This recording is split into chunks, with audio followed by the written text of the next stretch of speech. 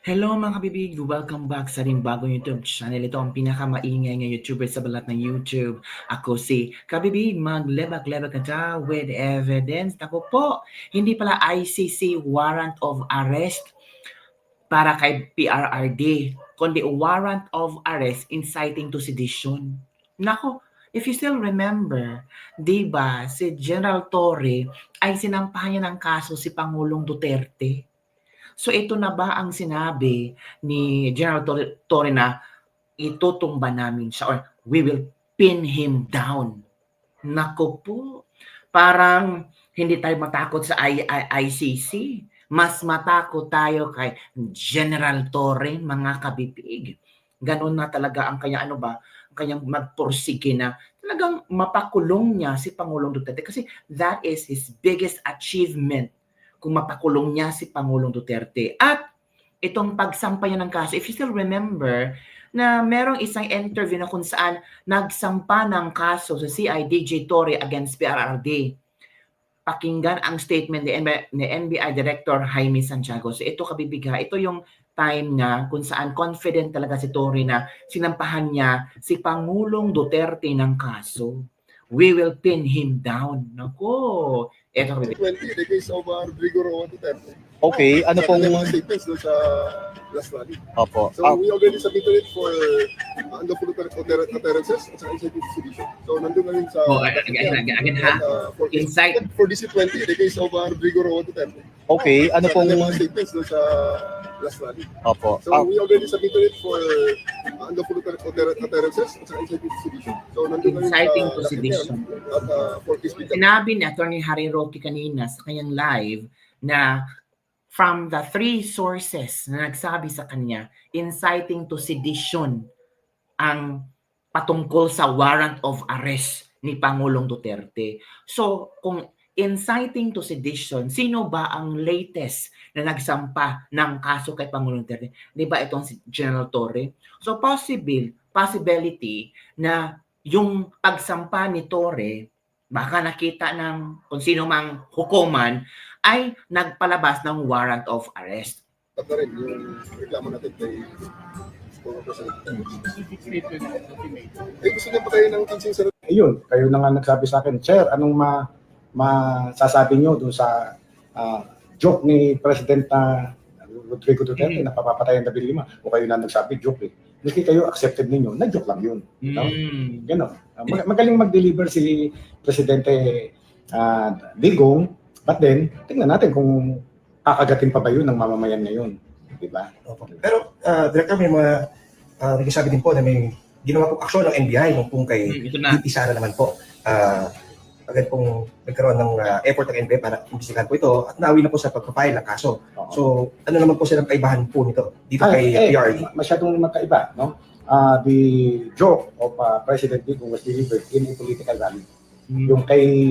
Yung pagkakadeliver naman ni Vice President Sara ay nagpatawag talaga siya ng press con at sinabi pa niya na at pinangalanan niya kung sino yung mga dapat patayin. The President, the First Lady, and the Speaker of the House. At sinabi pa niya, no joke, no joke. Contrary dito sa deklarasyon ni President Digong, ay kitang-kita ng tao na nag-joke lamang siya. Part lamang ng rhetorics ng political speech. Pero kay yung sinabi, ito pa ha, yung sinabi kasi ni Harry Roque na daw, domestic yung warrant of arrest ni Digong.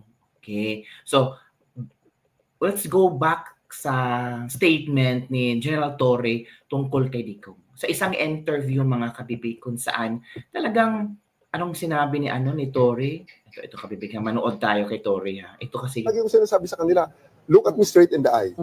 You guys, look at me straight in the eye. Tell me there's no reward system. Look at me straight in the eye. Tell me that sa mga pulis po. Yes, that there's nothing like that. There's no order to do that. Tell me and Kailan po inaasahan na lalabas po itong well, findings po ninyo?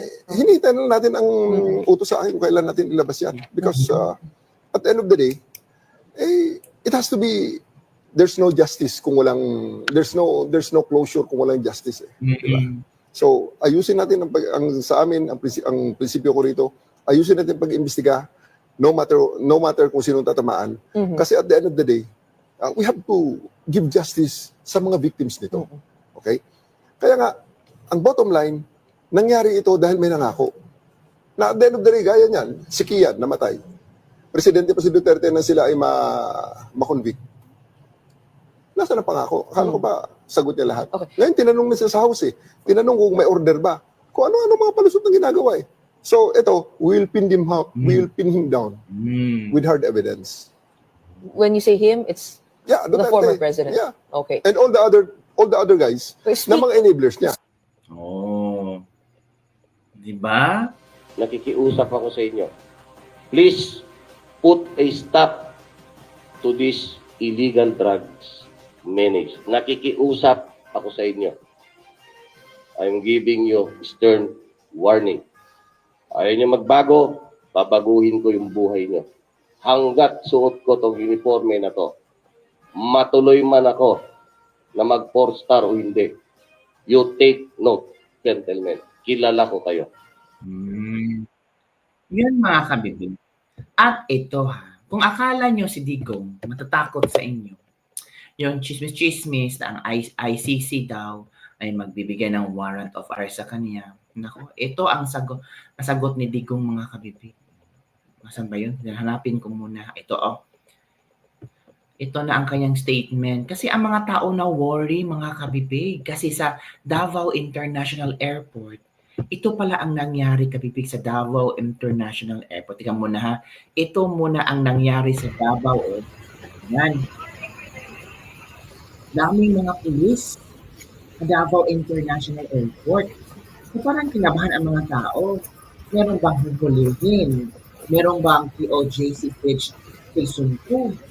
So, mapatanong-tanong talaga ang mga tao kung kay mga katropa sumali ang kasikas nato din hisul mismo sa Davao International Airport nga orasa. sino hinihintay nila. So pipila ka mga sakop sa to ang kapulisan ang naalinhi bitbit ang ilahang battle gear mga katropa. So pipila ka mga sakop sa to ang kapulisan ang naalinhi karuning tagna sa kagabhion na niini nga mga orasa. PNP with battle gear sa Davao International Airport.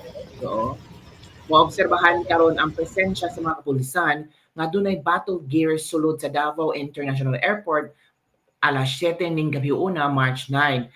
Hinuon pabiling hapsay ang operasyon sa airport taliwala ni sumala mismo sa CAAP Davao. May bisita sab si PRO 11 Regional Director Brigadier General Leon Victor Roset apan hindi ito nagbigay ng kaniyang statement mga kabibig. Pero si Digong may statement. O ito. Daw ako pag... Hindi, totoo. Ang balita ko, may warrant daw ako pag... Hindi, totoo. Yung sa ICC or something. Matagal na akong hinahabol ng mga putang ina. Grabe si Digong.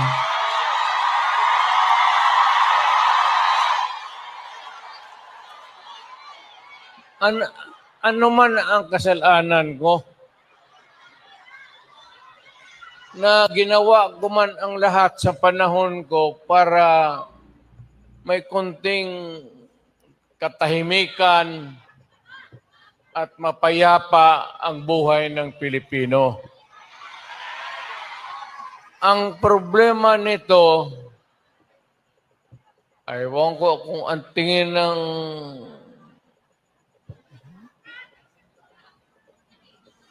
ako'y raw yung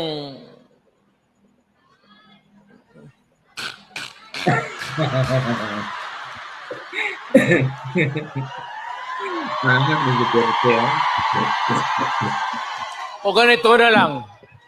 Ito ganito na lang.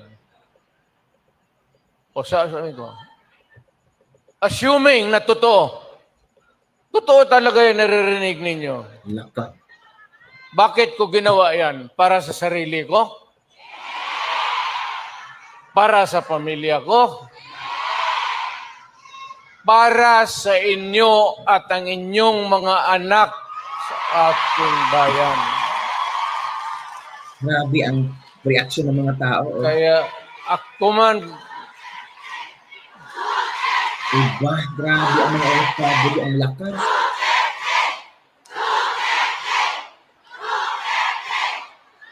ang higiin ko na lang sa inyo, total, kung ganito man talaga ang swerte ko sa buhay, okay lang, tatanggapin ko yan. Wala tayong magawa eh. Kawawa si tatay. Hulihin tayo kung ikulong tayo. Nako. Kaya lang, meantime, mag-contribute kayo, baski $5, $10, para paglabas ko sa presuhan, pagawaan niyo akong monumento Yun pala. katabi ni Rizal. Si Rizal may hawak na libro eh. Ikaw, anong hype mo, tatay? Akin, Iba ang isang Rodrigo Roa Duterte, mga kabibig, no?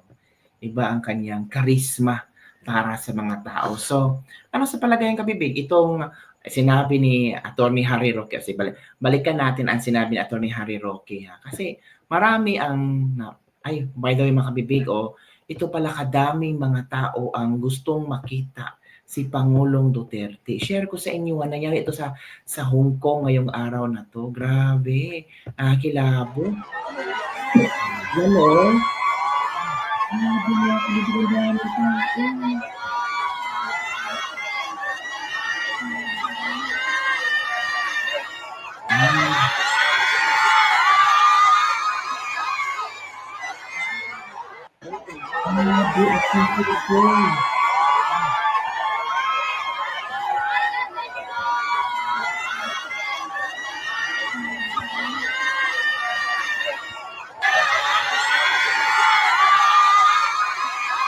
So nakikita niyo bang ganyan si Marcos pag bibisita sa ibang bansa? I don't know kung ganun ba. Ganun ba, mga kabibig? So, ewan natin. Pero itong sinabi ni Attorney Harry Roque, tingnan natin, meron ba? Nasaan ba yung statement ni Attorney Harry Roque? Biglang nawala yata ang mga kabibig. Hanapin natin ang live ni Attorney Harry. Kasi nag-live siya kanina at meron siyang sinabi.